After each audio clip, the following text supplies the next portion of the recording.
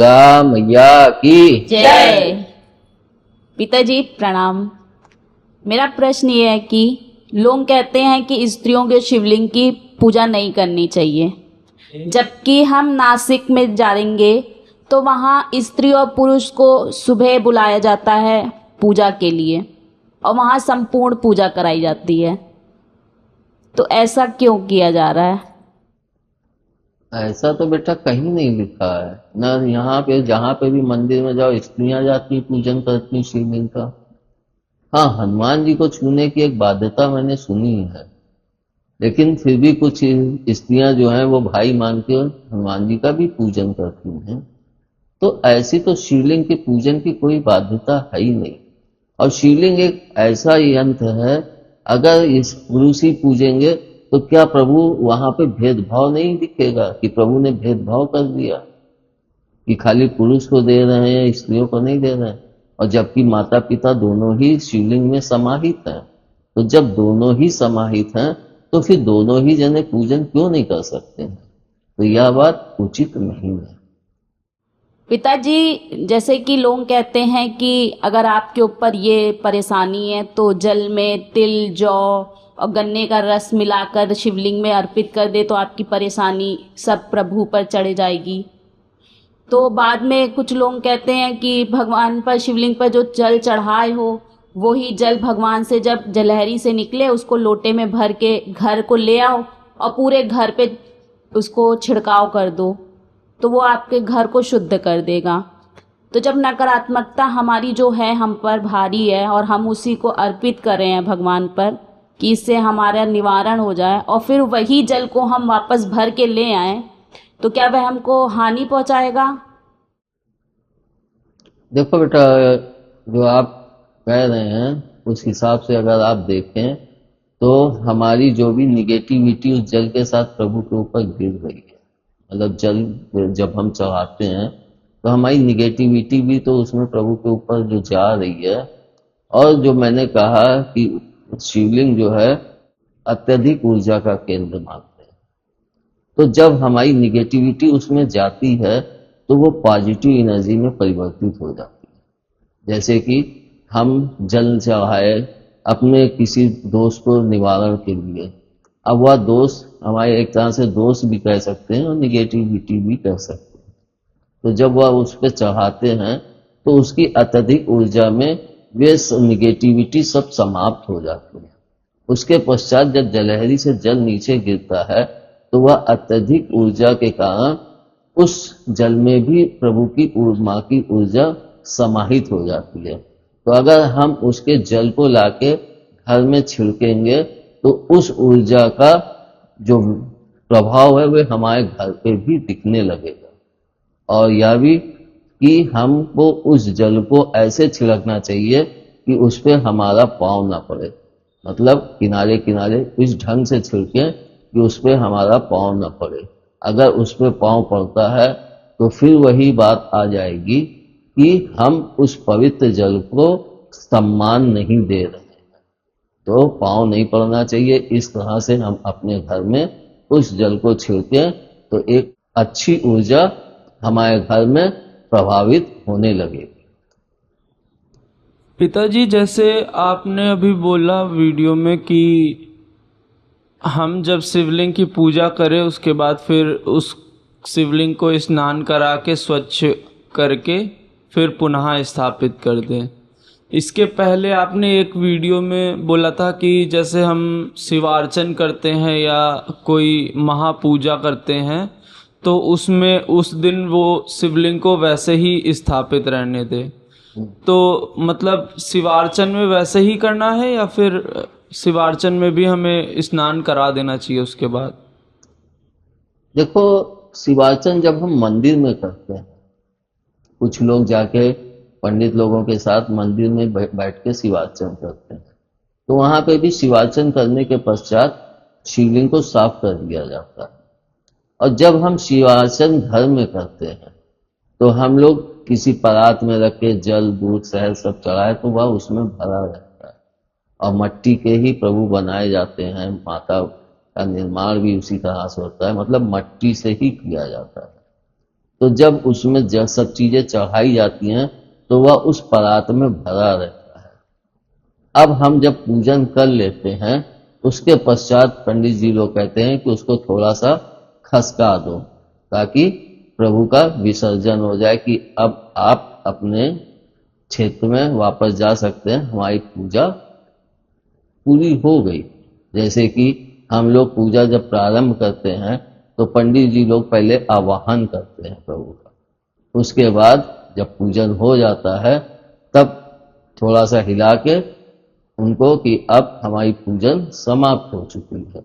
मगर उसका निस्तारण करने के लिए व्यक्ति रात में तो जाके कहीं डालेगा नहीं गंगा जी में, तो इस कारण से वह सभी कुछ उसके साथ में जो भी शिवलिंग मट्टी की बनाई है, गणेश जी की मूर्ति बनाई है, जो भी चीजें सब मट्टी की बनाई हैं, तब वह दूसरे दिन उसको सब कुछ ले जाके कहीं साफ सुथरी जगह में हमें उसका विसर्जन करना चाहिए। तो इससे हमें एक लाभ भी मिलता है। और पहले तो के समय में तो गंगा जी में ही सब प्रभावित कर दिया जाता था, मगर अब गंगा जी में प्रभावित नहीं किया जाता है। तो इस कारण से हम कोई साफ सुथरी जगह में उसको अगर गड्ढा खोद के उसमें वह सब कुछ डाल के पाट दें तो वह पृथ्वी भी उस जगह पे उस सब जो ऊर्जा उससे उत्पन्न हुई है अच्छी, उसका प्रभाव उस क्षेत्र में भी पड़ने लगता है। और हम अगर एक तरह से देखें तो उसमें जो जौ तिल चावल चढ़ा है तो वो अगर हम गंगा जी में प्रभावित करें तो गंगा जी में मछली कीड़े मकोड़े तो वे सब चीजें उनके भोजन के लिए भी उपयुक्त हो सकती है। मगर उसके साथ लोग कपड़ा जो भी शिव जी पे चढ़ाए हैं वे सब डाल देते हैं, जिससे कि गंगा जी में एक तरह से गंदगी फैल जाती है। तो इस कारण से गंगा जी में यह सब चीजें विसर्जन पर अब सरकार ने रोक लगा दी है, और जो उचित भी है। शिवार्चन में जैसे फूल का श्रृंगार करते हैं तो वो फूल का श्रृंगार जैसे अच्छे से किया, जैसे 101 कमल या ऐसे कुछ चढ़ाया, तो वो भी श्रृंगार फिर मतलब कर देना चाहिए, मतलब साफ, या फिर वैसे ही रहने दे उसमें। सबसे बड़ी बात होती है जब हम कोई पूजा, बड़ी पूजा का आयोजन करते हैं, जैसे रुद्राभिषेक किए, तो ये एक तरह से बड़ी पूजा हो गई, तो वह उसी दिन विसर्जन नहीं किया जा सकता है। उसमें जो फूल वगैरह चढ़ाते हैं तो वह हम उसमें भी एक तीव्र ऊर्जा प्रभावित रहती है, तो वह रात भर जो वह रखा रहता है तो उसकी ऊर्जा हमारे घर में घूमने लगती है, यानी एक अच्छी ऊर्जा हमारे घर में प्रभावित होने लगती है, जिसका प्रभाव हम लोगों के ऊपर भी पड़ता है और हम लोगों में एक अच्छी सोच भी जागृत होती है।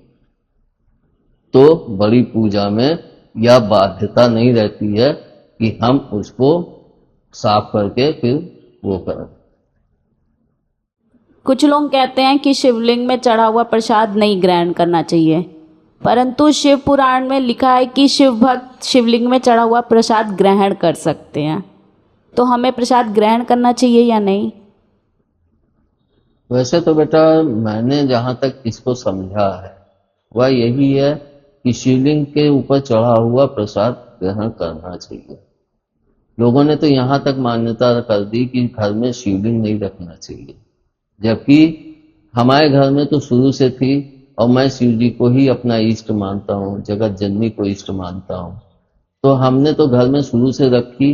अब अगर उसका कोई दोष है तो मुझे नहीं लगता इससे कोई दोष है, लेकिन हाँ यह मैं जरूर कहता हूँ कि घर में शिवलिंग धातु और पत्थर दोनों का हो, मिश्रण हो, मतलब अर्घा धातु का हो और बटिया नर्मदेश्वर की हो, तो वह सबसे उचित उपयोगी मानी गई है।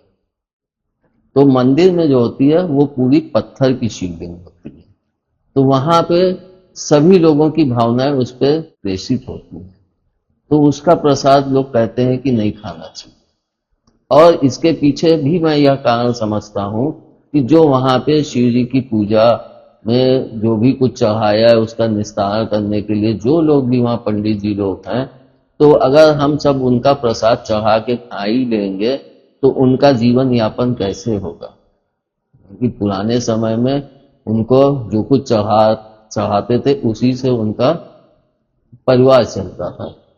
तो इस कारण से भी वह प्रसाद जो भी हम लोग शिवलिंग पे चढ़ाते हैं तो वहां पे रहने वाले वो पंडित जी लोग सब खाते ही हैं। तो इस तरह से अगर हम देखेंगे तो वे सब शिव भक्त हैं, वे प्रसाद खाते ही तो हैं।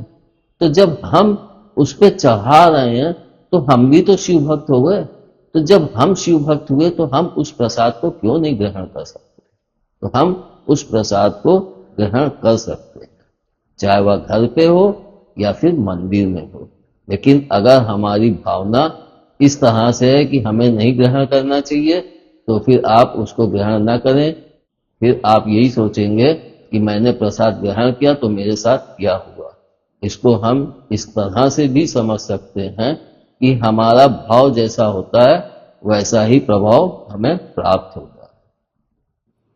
पिताजी, हमने देखा है कि जिस मंदिर में कोई पुजारी नहीं होता है तो वहाँ पे लोग जैसे पूजा अर्चना करें, पूजा अर्चना करने के बाद स्वयं से प्रसाद भी ले लेते हैं और जिस दिया से आरती करते हैं तो उस दीपक को भी अपने साथ घर ले जाते हैं। तो क्या वो उचित है, जलता हुआ दीपक? देखो बेटा, जहाँ पे कोई पंडित जी नहीं है और वहाँ जो भी व्यक्ति प्रभु को शिवलिंग पे अर्पित कर रहा है जो भी फल वगैरह, तो प्रसाद के रूप में अगर लेके जाता है तो उसमें कोई हर्जा नहीं है। और आपने कहा कि आरती का दीपक भी ले जाते हैं, तो लोग जैसे धातु के स्टील की कटोरी या पीतल की कटोरी या किसी चीज की कटोरी में दीपक बना के ले गए और थाली में रख के आरती की सब पूजन किए, फिर आरती किए। अगर वे मट्टी की दियाली में ले जाते हैं तब तो वे वहीं मंदिर पे ही रख के चले आते हैं, फिर वह दीपक वे लेके नहीं आते। लेकिन जो व्यक्ति धातु की लेके जा रहा है तो वह मंदिर में कैसे छोड़ देगा? अब वह इतना वेट भी नहीं कर सकता है कि दीपक विसर्जित हो आरती का तब हम ले जाएं।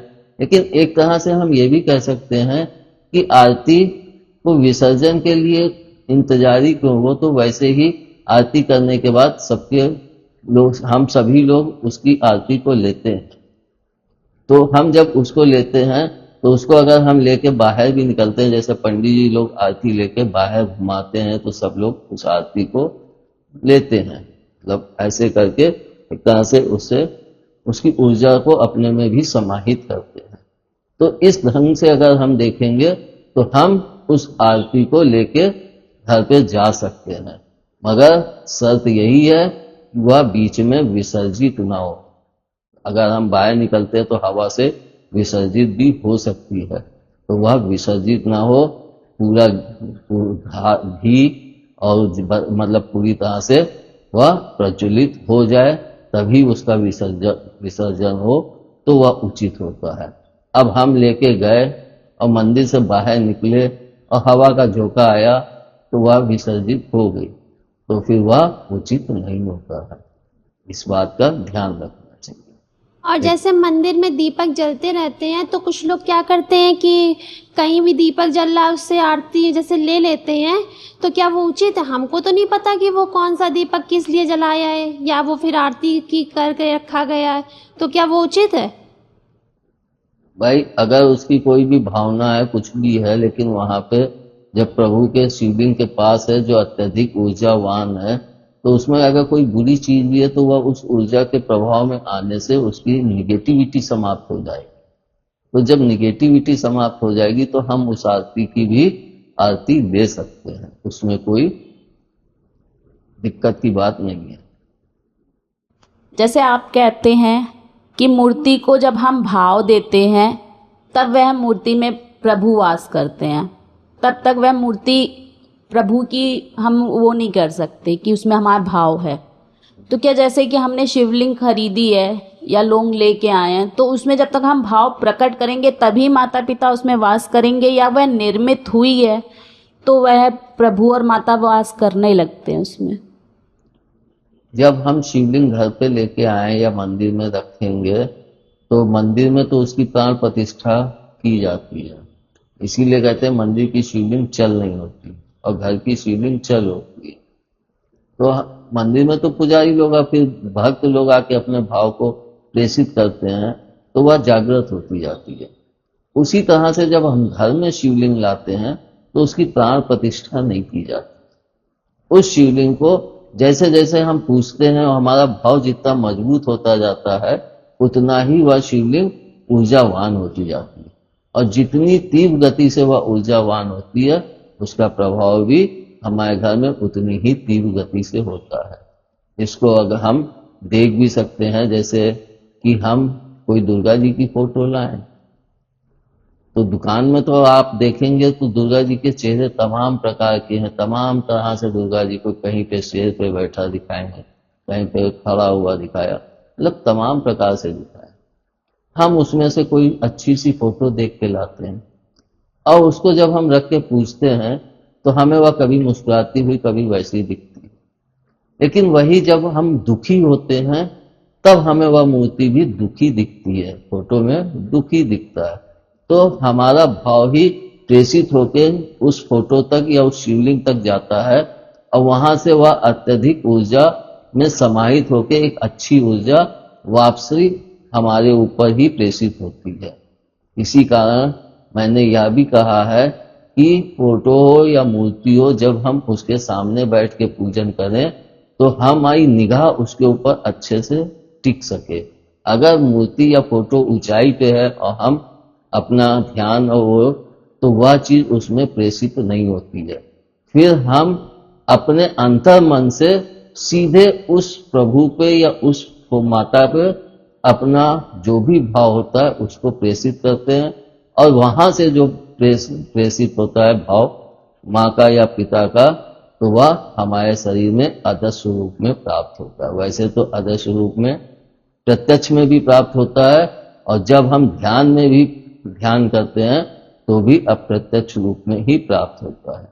इसको हम एक तरह से देखें कि अगर हम शिव जी पर या किसी भी इष्ट पे कुछ भी चढ़ाते हैं तो हमको वह चढ़ाते हुए तो दिखता है, मगर उधर से प्रभु से हमें क्या प्राप्त हो रहा है वह नहीं दिखता है।